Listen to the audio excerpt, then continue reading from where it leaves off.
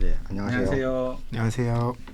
다양한 지식을 재밌고 달콤하게 소개하는 지식OS의 손민규입니다. 네. 네, 김선준입니다. 오늘은 특별히 2022년 상반기 출판계 동향을 알아보려고 하는데요. 지금이 퇴근 시간입니다. 그래서 퇴근 시간을 맞아서 위즈덤하우스 박태근 본부장님 모시고 얘기를 나눠보겠습니다. 어서 오세요. 네, 자기소개 좀 간단히 안녕하세요. 네, 저는 지금 위즈덤하우스 출판사에서 편집 본부장으로 일하고 있고요. 지난해 이맘때까지는 온라인 서점 알라딘에서 도서팀 MD로 10년 넘게 일을 했습니다. 오늘 오랜만에 이렇게 업계 동료분들과 함께 책 이야기 나누게 되어서 무척 반갑습니다. 오늘 이제 주제가 네. 그 2022년 이제 상반기 베스트셀러의 트렌드를 좀 이제 같이 이렇게 얘기해보는 그런 자리로 이렇게 이거를 기획하게 됐고요.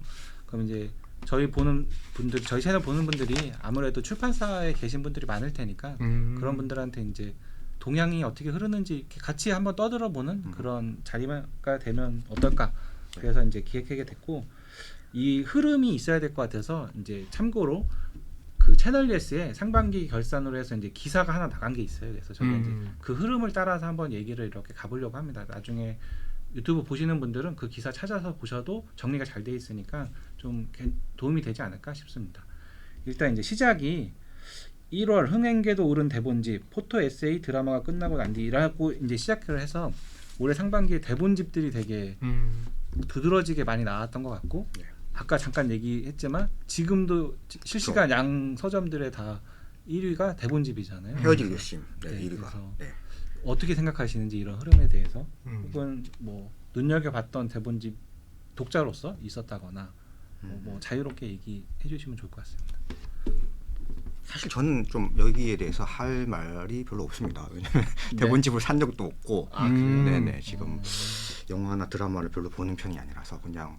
근데 이런 책들이 나올 때마다 너무나 많이 하루 만에 팔려서 역시 MD가 힘들겠구나 그런 생각을 하죠. 네.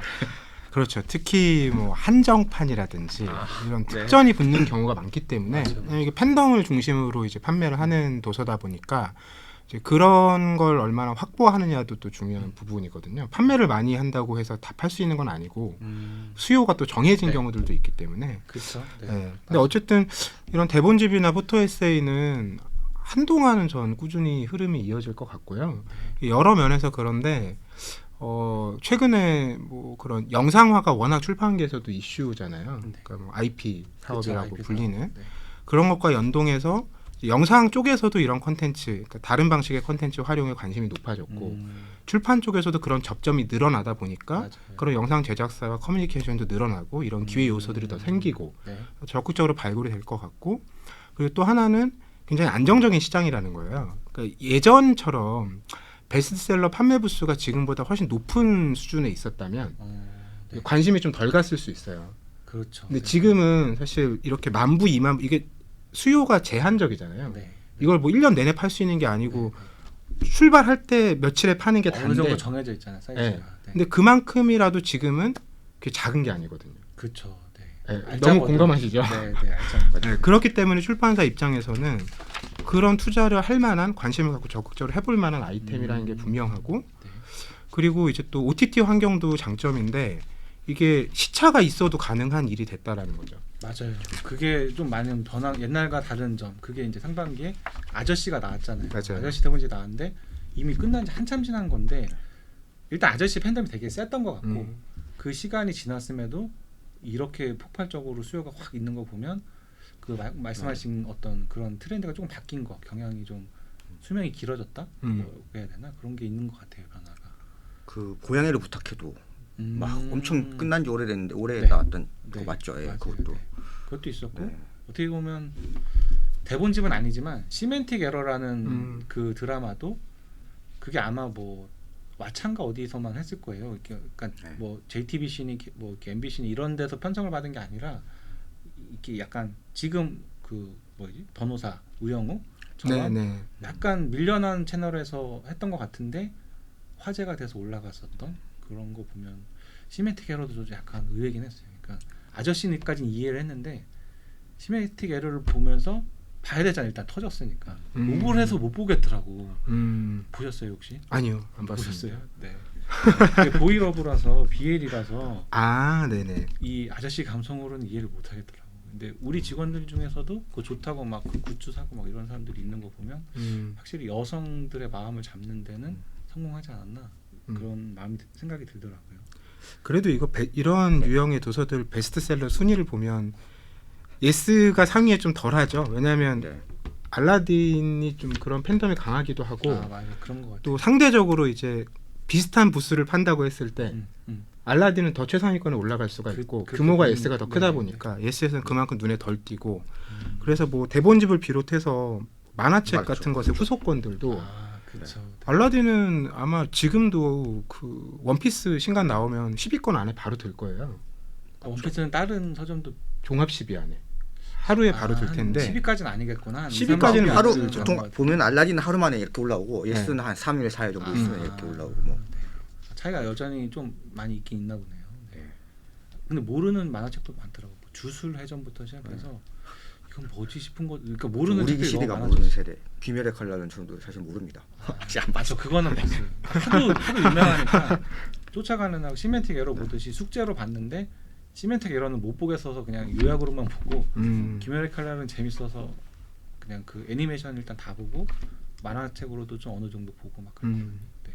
근데 대본집은 저는 이제 서점에서 일하니까 이게 어떻게 만들어지는지 좀 궁금하긴 하더라고요. 모든 출판사에 다 주진 않을 거잖아요.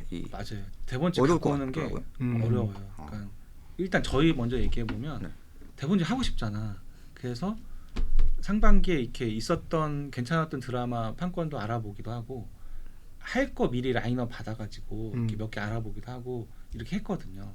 근데 일단은 드라마가 뜨면 작가들이 연락을 안 받는데요. 그러니까 제작사나 CJ나 뭐 이런 그런 제작사를 통해서 판권 걔네들이 이제 그거를 이렇게 컨트롤 해주는데 저희도 작가님이랑 연락이 안 돼요. 못 해요. 작가님들이 싫어하세요.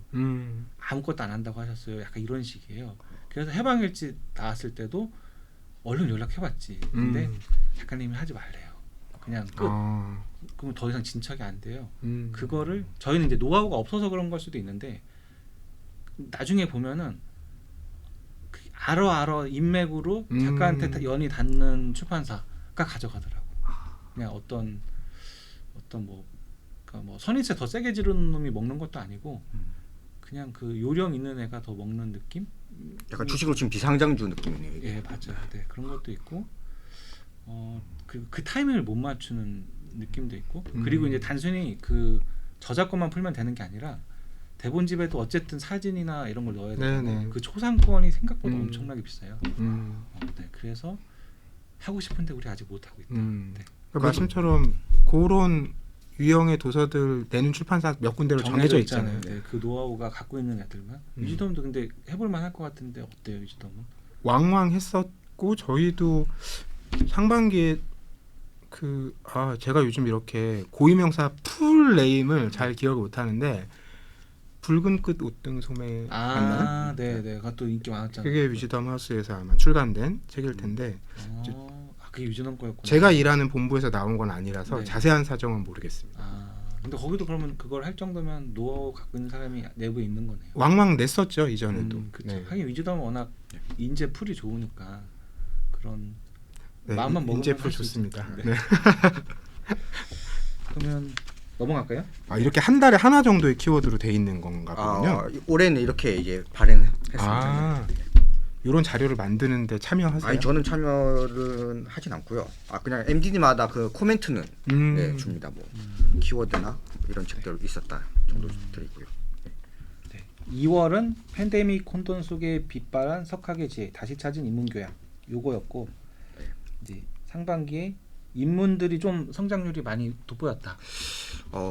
사실 돋보였다고 할 정도보다는 작년 뭐 재작년에는 마이너스가 좀 작년 대비 성장을 못했는데 올해는 소폭 성장했습니다. 근데 저는 이게 이제 제가 잘난 척을 하는 게 아니라 저는 이 정도로 예상을 했습니다. 네, 왜냐하면 코스피도 꺾이기 시작했고, 그지 맞아요. 네, 워낙 뭐 부동산 주식을 많이 보던 사람들이 시장이 좀 얼어붙으면 인문교양을 오지 않을까라는 기대는 했었거든요. 근데 음. 거기에 뭐 이현영 선생님께서 돌아가시면서 또 이현영 선생님 책들이 맞아, 많이 그런 것도 팔리면서 있었고. 네, 마음의 법칙도 많이 팔렸고 네. 네. 그랬습니다.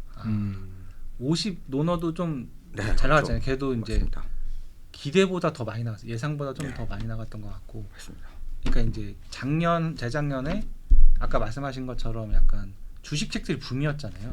그래서 저희도 그 수혜 출판사 중에 하나고, 그러니까 최근 2년 코로나 시국 동안 주식 책들이 돈 번 출판사들이 좀 많이 있고 어린이 책들이 좀 잘 돼서 했던 출판사들이 있어 그 흐름이 있었던 것 같고, 그게 올해는 그게 확실히 꺾이는 거가 보여졌고 그 자리를 인문이 가서 좀 메꾸고 이렇게 된 것 같지 않나 싶어요. 네.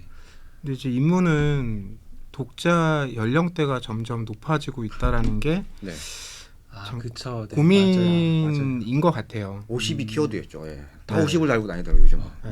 마흔이 얼마 전까지 마흔이었던 것 같은데 네. 이제 그냥 50이더라고요. 예. 그쵸, 맞아요. 예전에 한 몇 년인지 모르겠는데 한때 마흔의 논어, 마흔 마흔의 논어가 뭐 정확하게 주력- 2011년이었습니다. 예, 딱 그때 10년 막 전입니다. 출판사들이 마흔으로 막 마흔에 읽는 손자병법에서 마흔으로 싹 하던 때가 있었는데, 그러면 딱 그 사람들이 50이 돼서 다시 50 그걸 읽은 거네. 그렇죠. 사실 삶의 문제는 계속 똑같잖아요. 네, 네. 40의 문제와 50의 문제 약간 다르겠지만 네. 인문 책들 중에 혹시 이제 기억나는 거 하나씩 얘기해 보면 어떨까요? 올해 상반기 인문책 중에 가장 인상적인 책은 네. 직접 펴낸 책 아니신가요? 저희 거요? 마음의 법칙 선풍적 아. 인기를 끌지 않았습니까? 개정판이 다른 그쵸, 이슈 없이 네. 그만큼 화제를 네. 모으기가 쉽지 않은데 이야기 좀 들려주세요. 뭐 이걸 보시는 분들한테 이제 그냥 노하우를 조금 이렇게 그냥 저희가 갖고 있는 작은 노하우를 말씀드리자면, 개정판이잖아요. 누구나 다 아는. 원래 그때 처음에 나왔을 때도 꽤 잘 나갔던 걸로 기억하고, 그냥 저희 내부에서 이 책 어때요라고 나왔을 때 책 내용 좋으니까 그냥 해요라고 큰 기대 없이 일단 주순 거예요. 진짜 말 그대로 그냥 판권이 끝나는 걸 보고 얘네 왜 재계약 안 했지 하고 그냥 싸게 넣었는데 그냥 주워서 갖고 온 거고, 이 터지게 된 거는 근데 이제 이 책이 엄청나게 뭐 좋아서 터졌다기보다는 지금 마케팅 생태계랑 잘 맞닿아 있어요. 그거를 이제 설명을 드리면 뭐 자기 개발이나 다른 분야에서도 최근에 눈에 띄게 보이는 책들이 뭐 멘탈 책이 있었고, 뭐 말투를 바꿔야 인생이 바뀐다 뭐 이런 것도 있었고, 그런 어떤 SNS 기반에서 특히 인스타 기반으로 카드뉴스 컨텐츠를 막 쏟아내고 그 중에 터져서 올라가는 애들, 그런 애들이 이제 소형 출판사들이 막 그런 거 해서 많이 올리고 있잖아요. 그거를 저희가 접목한 거예요. 그러니까 이제 저희가 작년까지 책썰미라는 그 다음에 1분 채널을 갖고 있잖아요. 그러니까 그게 많은 도움을 줬었는데 포털의 영향력이 자꾸 줄어드는 걸 느끼면서 작년 말에 위기의식을 정말 많이 느꼈어요. 이거 포털 영향력이 만약에 왜냐하면 포털은 CP는 그 포털이 어떤 노출 정책을 바꾸는 순간 지금은 막 되게 막 몇십만씩 도달을 전달시킬 수 있는 영향력이 카카오가 그냥 정책 바꾸는 순간 이건 날아가거든요. 네. 그러면 우리는 카카오만 봐야 되는, 너무 의존성이 너무 강하잖아.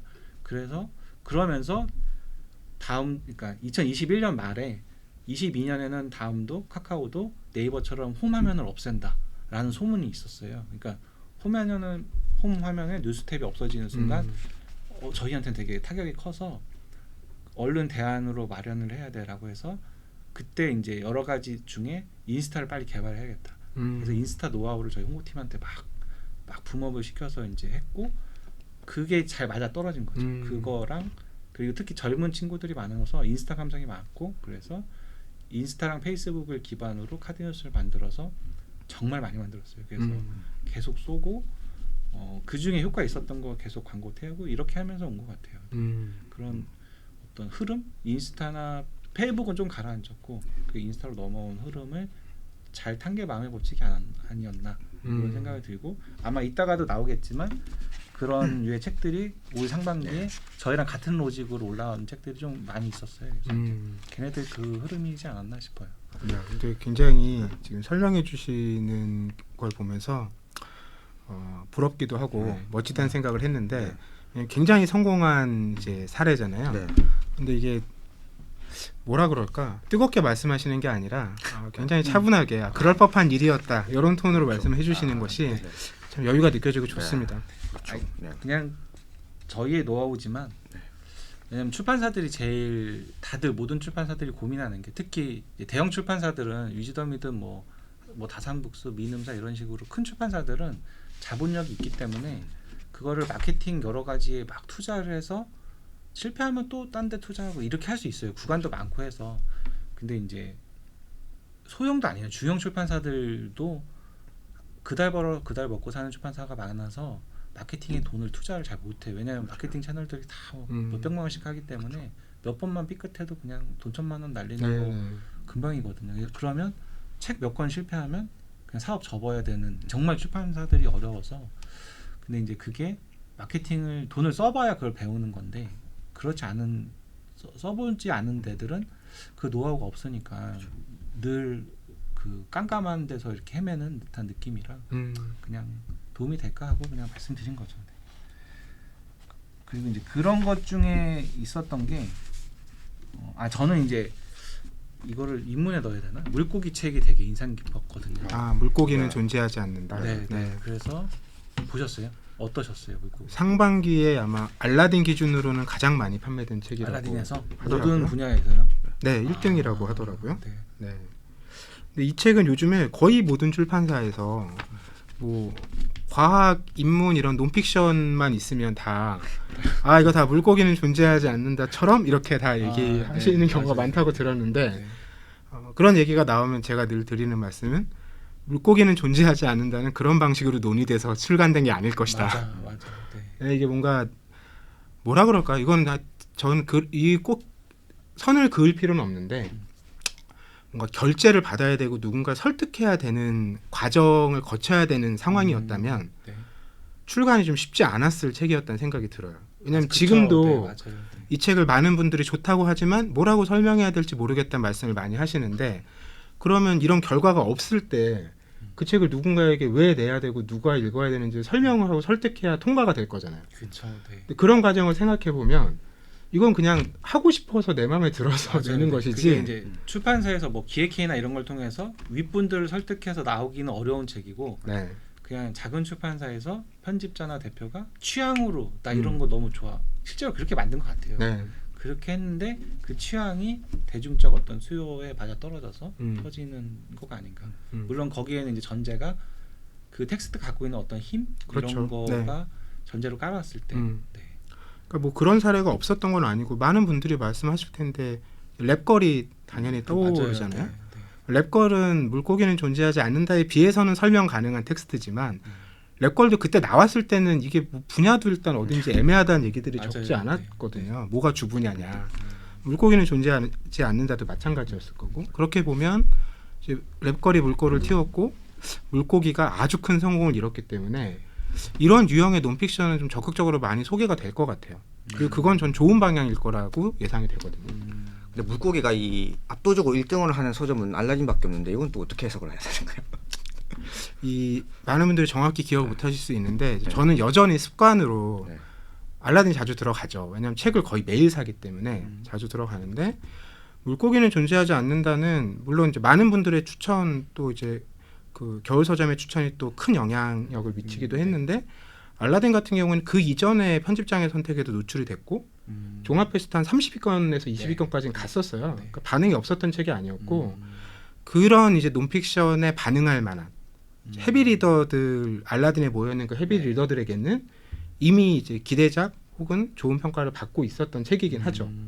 근데 이제 그런 취향이 기존에는 이제 소수의 사람들에게만 통했는데 이번 건은 굉장히 많은 채널과 통로를 통해서 이게 확장되면서 많은 사람들이 그걸 이제 경험하게 된 거죠.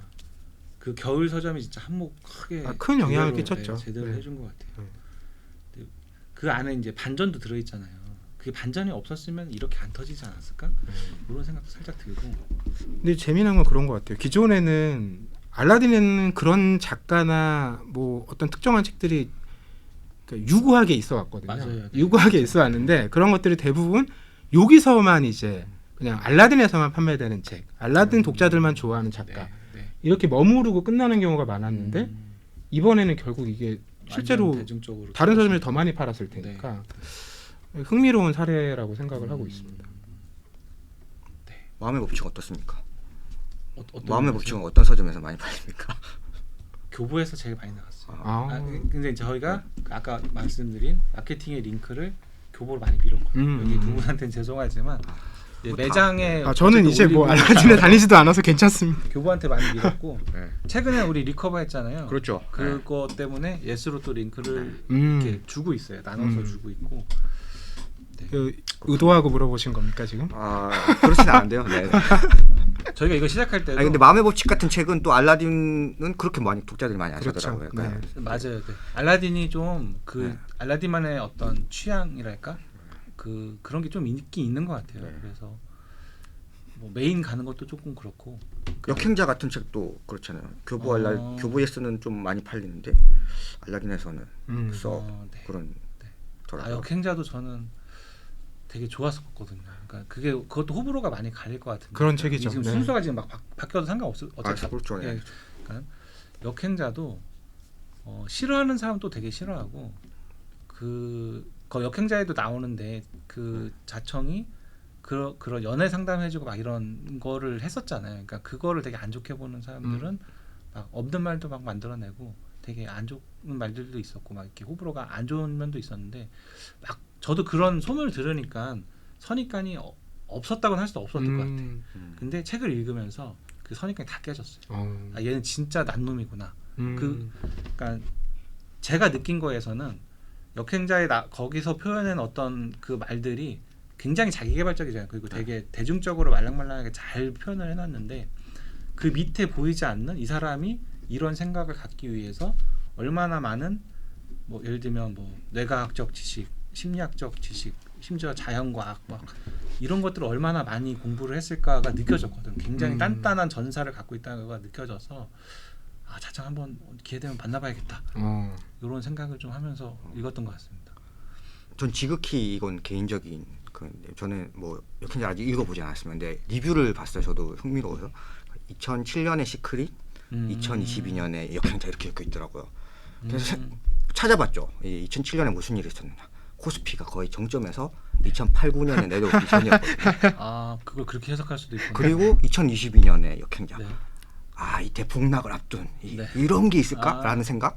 그러면서 이 옛날에 제가 배웠던 것 중에 하나가 그 아릭이라는 세계 체조론자가 있었는데 금융이 마지막에 만개할 때 베어포크라고 하는데 이 고점은 우리가 고점이라고 모르는데 그냥 확 폭락해버린 거죠. 그 시기에 약간 자기 개발의 마지막 그런 느낌도 좀 있었습니다. 저는 약간 거기서 금융이 폭락할 때 자기 개발이 뜬다 이런 그냥 거예요? 우리는 이제 내가 성공할 수 있다고 생각하고 우리는 그런 책을 또 보고 그런 분위기지만 이게 사실 좀 안 좋잖아요. 지금 여러 가지 상황이. 네. 그래서 그런 시대의 반응인가라는 생각도 좀 들더라고요. 그건 전혀 상상해보지 못한 관점인데. 왜냐하면 이제 역행자는 그 투자에 대한 세세한 방법을 알려준 책은 아니잖아요. 네. 투자는 아니죠. 그렇죠. 그냥 개인의 성장에 더 대한. 가깝고 성장하고. 그래서 이게 베스트셀러가 될 수 있다는 분위기가 지금이잖아요. 그래서 뭐 여러 가지 생각이 들더라고요. 왜냐면 시크릿이 2007년 나오고 8, 9년 팍 세계 위기 폭락, 22년 역행자 나오고 세계 위기 폭락. 저는 그냥 지극히 개인적인 의견. 네.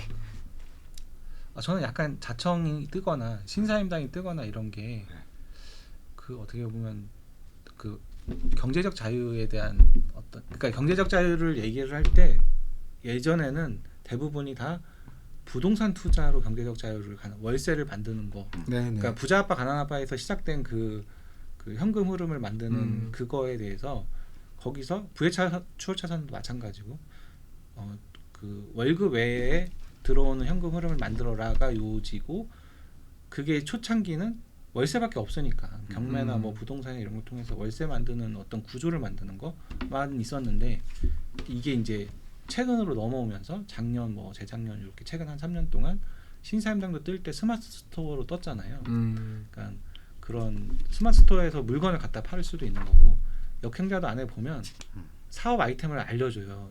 니네 지금 당장 이거 하면은 이런 수익을 만들 수 있어라고 뭐 이것저것 알려주는데 되게 굉장히 현실적이거든요. 들으면서 정말 만약에 예를 들어서 뭐 어디 취업도 안 한 상태고 뭘 할지도 모르겠고 그냥 돈은 벌고 싶은데 할 줄 아는 게 없어.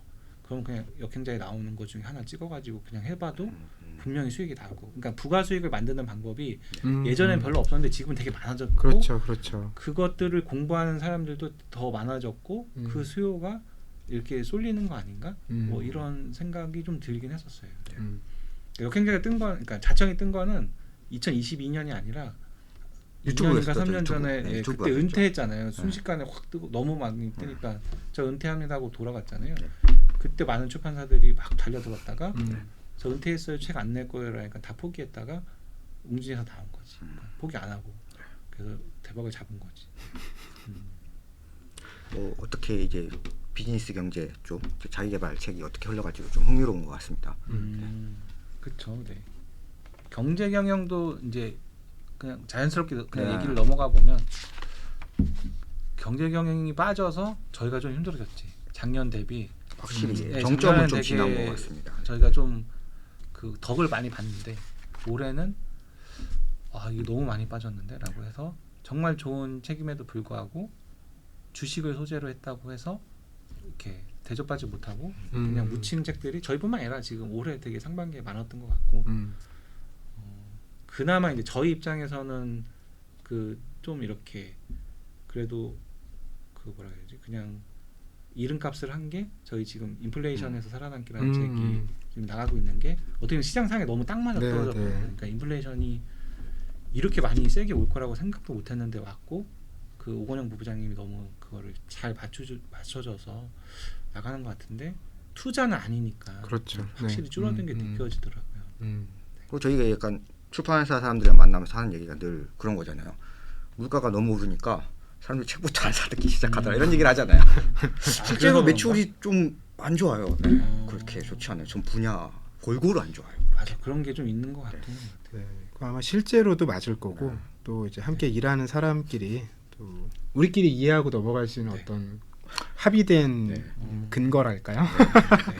이런 걸 또 나누는 과정이기도 한데, 근데 어쨌든 투자서는 뭐 최근 1, 2년 동안 벌어진 상황이 워낙 비현실적인 상황이었던 것 같기는 해요. 왜냐하면 그쵸, 맞아요. 기존의 네. 모든 공식이 깨졌잖아요. 예를 네. 들면 뭐 이제 그 경제경영 분야에서 늘 투자서 얘기할 때 하는 게 주식책 될 땐 부동산이 안 되고 부동산 책 되면 주식 안 되고. 근데 네. 최근 1, 2년 동안에 다 잘 됐거든요. 그렇죠. 네. 네. 근데 지금 시점에는 이제 주식책이 조금 빠지고 부동산은 좀 남아 있고 네. 그래도 유지를 맞아요. 하고 있고. 네. 그러니까 앞선 1, 2년이 워낙 좀 이렇게 붐업이 크게 됐던 시기라서 좀 뭐 이 표현이 정확하진 않지만 어떤 기존의 패턴대로 좀 정상화되는 과정 뭐 이렇게 볼 수도 있을 것 같고요. 네. 근데 뭐라 그럴까, 아까 이제 경제적 자유도 말씀하셨지만 그 2, 3년 동안 특히 젊은 세대들이 워낙 이제 이 맥락에 많이 고관여가 돼 있어서 맞아요. 그분들이 이걸 그냥 뭐 놓거나 뭐 포기할 수는 없는 상황이라서 어떤 방식으로든 그분들이 필요한 이야기들은 저는 있어야 되지 않나 네. 뭐 이런 생각은 들어요. 그 중에 한 시류가 어떻게 보면 역행자일 수도 있는 거고. 그럴 수도 있겠네요. 네. 네. 뭐가 나올지는 궁금하긴 하네요. 누가 거기를 어떻게 그 시장을 자리 잡을지. 네. 그러면 3월로 넘어가겠습니다. 전 연령대 독자들이 공유하는 감동, 어린이, 유아, 화제작, 러시라고 해서 이제 어린이 분야들에 대해서 얘기를 했는데, 여기 이제 순서가 대충 보면 흔한 남매가 늘 나올 때마다 늘 그쵸. 꾸준한 자리를 차지하고 있는 것 같고, 설민석의 한국사 대모험도 늘 나올 때마다 사람들이 많이 좋아하는 것 같고, 전천장도 있었고, 어린이 책이 항상 모든 출판사의 로망인 것 같아요. 여기 지금 상반기 예스24 어린이 시리즈 베스트셀러 보면 뒤에 숫자만 봐도 될 것 같아요. 10, 20, 13, 19, 44, 14, 9, 5, 6 1, 2, 3권은 그러니까 런칭한 게 최상위권에 없어요. 아, 그러네요. 네. 다 자리를 잡고 있는 시리즈들이 지금 판매에서 실제로 최상위권을 다 자리 잡고 있다라는 게 바로 보이네요. 이 시리즈가 진짜 어린이 시리즈가 갖고 있는, 그러니까 대형, 그냥 저희끼리 하는 말 중에 대형 출판 100억 넘어가는 대형 출판사 되려면 어린이 없이 안 된다. 그래서 거의 잘 생각해 보면 큰 출판사들이 다 어린이 하나씩 갖고 있거든요. 다사는 뭐 후, 어디는 Y, 뭐 아법 전자문, 엉덩이 탐정 이런 식으로 하나씩 다 갖고 있잖아요. 우리도 개발해야 돼요. 어린이 브랜드 런칭을 저희 만들고 있습니다. 그냥 그 키드키즈라고 일단 브랜드를 만들었고요. 책도 나오지 않았나요? 신비 아파트로 그냥 일단 하나 네. 테스트로 나왔는데 이제 본판이 책은 아니고 이게 저희 홍보가 그냥 이제 막 저희 걸 설명드리는 건데 저희 애기가 이제 초등학교 1학년이라 애기한테 영어 공부를 시키고 싶어서 근데 신비 아파트를 좋아하고 이 또래가 다 신비 아파트를 제일 좋아하는 애니메이션이 신비 아파트더라고요. 그래서 신비 아파트를 갖다가 포켓몬 카드처럼 만들어서 세이펜으로 찍으면 영어가 나오게끔. 왜냐하면 이제 애기한테 알려줄 때 저도 영어가 발음이 너무 한국식 발음이니까 내 발음으로 애기한테 뭘 해주기가 너무 어려우니까 원어민이 네. 즉각 나왔으면 좋겠는데 이렇게 틀어놓는 거는 즉각이 안 되잖아요. 그래서 네. 세이펜으로 찍어서 음. 필요한 단어만 찍을 때마다 그 문장이 나오게끔 뭐 이런 식으로 개발해서 저희도 이제 그걸로 시리즈를 만들려고 이렇게 개발 중인 거죠. 근데 이제 R&D 비용이 많이 들어가요. 버는 돈을 다 개발하는 데 쓰는 형태였던 것 같고 그래서 큰 출판사들이 다 그렇게 많이 개발을 하잖아요. 시리즈를. 그래서 이제 나중에 자리 잡게 되는 그런 게 아닌가. 그리고 뭐 어린이 분야는 올해 상반기에는 그런 학습 만화나 시리즈 외에도 단행본 중에 그림책이 워낙 화제가 많았어서 그쵸, 네. 그러니까 뭐 백희나 작가나 이수지 작가나 다 맞아요. 작년부터 큰 상들을 수상하시면서 또 신간들도 나오고 또 그림책 독자층이 확실히 넓어져서 그러니까 저도 그림책을 굉장히 많이 사서 보는 독자이기도 하거든요. 네. 그림책만이 주는 감성이 있어요. 애들 책이어도 그냥 봐도 우리도 좋고 막 이런 게 있어서 저는 긴 밤도 되게 좋았던 것 같아요. 루리 작가. 네. 그러니까 청소년 소설들도 최근에 보면 밀리언셀러가 거기서 나오잖아요. 아 맞아. 네. 근데 그게 완전 최근만의 얘기는 또 아니에요. 거슬러 올라가면 예를 들면 제가 이제 다산에 있을 때 그 좋았던 책 중에 하나가 개를 훔치는 방법이 있어요. 네네. 얘도 어린이 책이었고요. 뭐 수십만 번 나갔던 리버보이 이런 책들도 청소년 소설이었고 그렇죠. 리버보이는 그 전성기 때 나왔던 책이죠. 네. 그리고 뭐 조금만 거슬러 올라가면 아몬드가 있잖아요. 진짜 몇 년 동안 창비를 먹여 살리는 아몬드도 있었고. 요즘 창비에서 신간 청소년 문학 나올 때 띠지 카피는 다 똑같잖아요. 뭐예요? 아몬드 페인트 다음 아몬드 페인트를 네, 잇는 네. 뭐 재미나게 보고 있습니다. 부러워서 드리는 말씀입니다. 그렇게 지표가 되는 저작 갖고 있으면 뭐 100번이라도 쓰죠. 근데 이제 그 뒤에서 쫓아가는 출판사들한테는 조금 부럽기도 하고 고민거리도 한 게 그런 그 기존에 있었던 출판사들은 좋은 작가와 좋은 작품을 수급하기가 좀 더 유리한데 신규 출판사들은 어린이 책을 하고 싶어 좋은 어린이 책을 만들고 싶어도 그 지점이 되게 어려운 것 같아요. 그 처음에 문턱을 넘어서 올라가는 게 어렵지 않나. 또 어린이 분야에 있는 것들이 다들 이제 유튜버들 책들이잖아요. 흔한 남매도 그렇고, 그렇죠. 에그 박사도 그렇고. 맞아. 그러니까 저는 이거 보면서 든 생각이 뭐 물론 좋은 그림책도 있긴 한데 이제 예십사에서 뭐 제가 하는 걸 또 좀 홍보를 드리자면 다시 인문화 우리가 사랑하는 저자들이라는 기획을 하고 있습니다. 그래서 우석훈 저자님한테 한번 물어봤어요. 그냥 옛날에 유명했던 저자들한테 물어보니까 확실히 책이 예전에는 책을 써서 유명해질 수가 있었는데 이제는 유명한 사람이 책을 내는 후시장이 되어버렸다.